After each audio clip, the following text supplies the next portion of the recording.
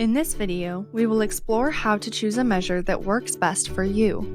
There are a wide variety of measures available, so how do you decide which one to use? Let's look at an example. Here's a preschool teacher whose class contains students of many different genders, races, ethnicities, and backgrounds. The teacher is interested in measuring the development of their students' vocabulary skills.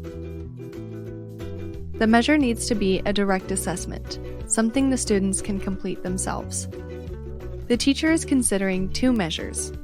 Other teachers in their school district have previously used Measure A, but a colleague from another school district recommended Measure B. In this video, we will explore 4 important aspects to consider when choosing which measure is the best fit for the job. The teacher needs the measure to be low cost and easy to access. Measure B is more affordable and easier to access than Measure A. Cost is one important aspect of a measure. What else should the teacher look for?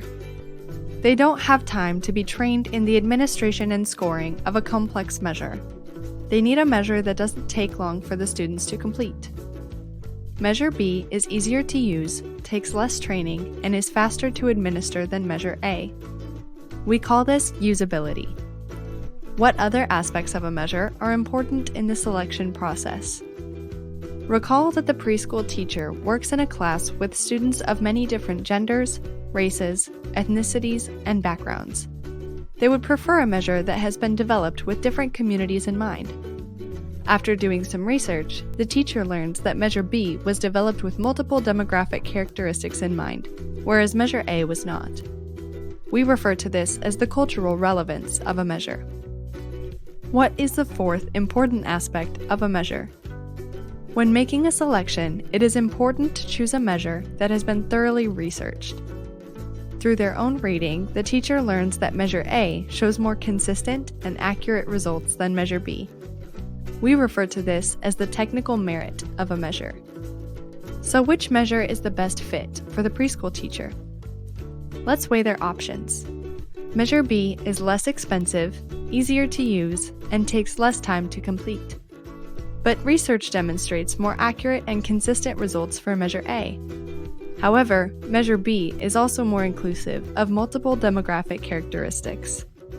In this scenario, the preschool teacher prioritizes the cultural relevance of the measure.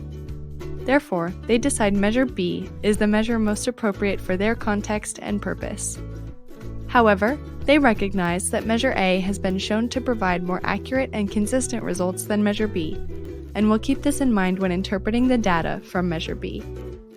In summary, there is no one-size-fits-all when it comes to choosing a measure. While a good measure should be thoroughly researched, it should also be appropriate for your context, purpose, and price range. Not sure where to start your own search? The Impact Measures tool allows you to easily compare different measures based on your goals and preferences. Thank you for watching!